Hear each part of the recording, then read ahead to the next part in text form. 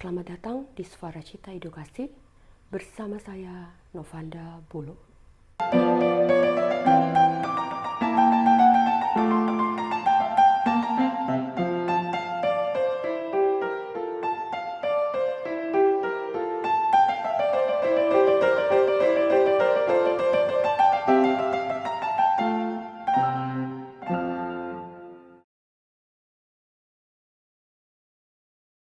Tanggal 29 Januari lalu, sahabat-sahabat keturunan Tionghoa baru merayakan Chinese New Year atau Tahun Baru Imlek yang ke-2576.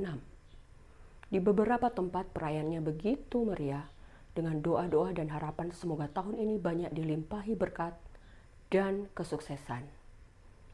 Berbicara kesuksesan, pernahkah Anda bertanya mengapa sebagian besar pengusaha-pengusaha yang sukses itu adalah orang Tionghoa?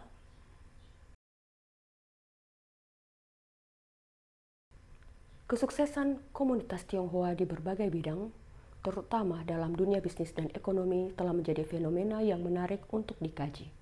Di Indonesia, banyak individu keturunan Tionghoa yang berhasil membangun bisnis besar dan mendominasi sektor ekonomi strategis. Sebagaimana dilansir dari Kompas.com tanggal 29 Januari 2025 dengan judul Peringkat Orang Terkaya di Indonesia akhir Januari 2025 versi Forbes, siapa nomor 1? Ada 4 nama yang tercatat di situ, yaitu urutan 32 di dunia adalah Prayogo Pangestu, urutan ke-67 Low Tuk Hwong, urutan ke-85 Budi Hartono, urutan ke-88 Michael Hartono. Bagi saya, keberhasilan ini tentu bukan sekedar kebetulan, pasti ada faktor-faktor yang menyebabkan mengapa mereka sukses. Siapa Prayogo Pangestu ini?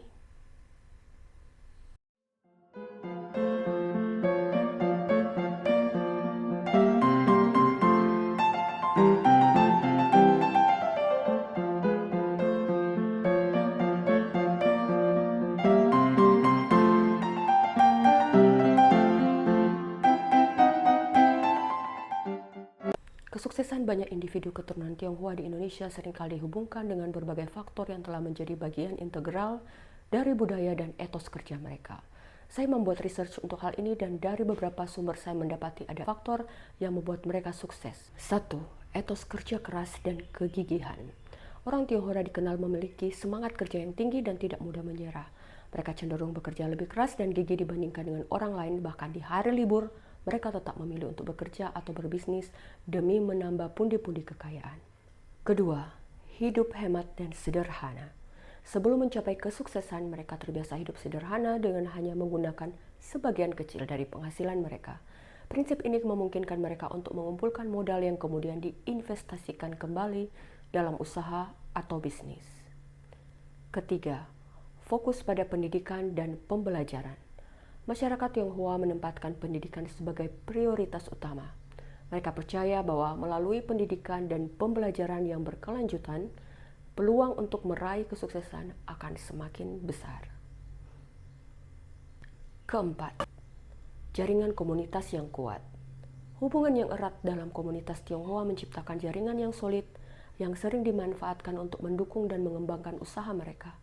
Sikap saling percaya yang tumbuh di komunitas ini menjadi modal penting bagi jaringan usaha mereka. Kelima, adaptabilitas dan inovasi. Kemampuan untuk beradaptasi dengan perubahan dan mencari peluang baru adalah ciri khas lain dari pengusaha Tionghoa. Mereka tidak ragu untuk mengambil risiko yang diperhitungkan dan berinovasi dalam bisnis mereka.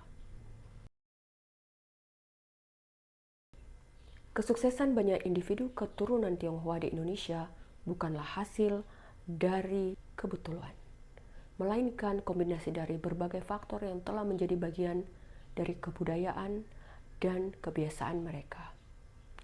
Dari pembahasan di atas yang diterapkan oleh masyarakat Tionghoa, kita dapat belajar bahwa kesuksesan bukan hanya tentang keberuntungan, tetapi juga tentang kerja keras, kedisiplinan, dan strategi yang tepat dalam mengelola sumber daya.